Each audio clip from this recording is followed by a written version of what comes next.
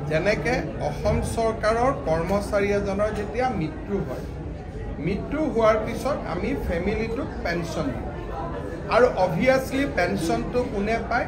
পৰিবাৰে পায়, ঘৈণীয়েকে পায়। যদি ছোৱালীজনী ডেকা হয়, স্বাভাৱিকভাৱে তাইৰ দ্বিতীয় বিবাহ হ'ব আৰু হোৱা উচিত, তাক আমি সমৰ্থনো কৰোঁ। কিন্তু দ্বিতীয় বিবাহ হৈ যোৱাৰ লগে লগে শহুৰ শাহুৰেকৰ ঘৰৰ পৰা ছোৱালীজনীয়ে নতুন শহুৰ শাহুৰেকৰ ঘৰলৈকে গুচি যায়।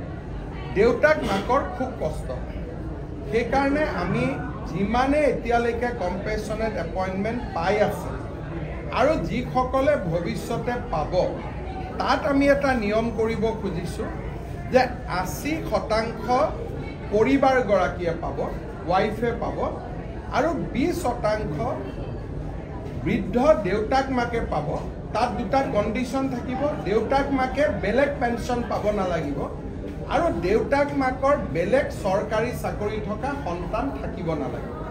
এই দুইটা কথা হ'লে আমি সেই দেউতাক মাকক আমি 20% আমি পেঞ্চন দিম।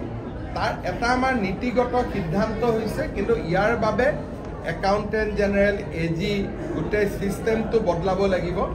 অকণমান 6 মাহ 7 মাহ সময় লাগিব।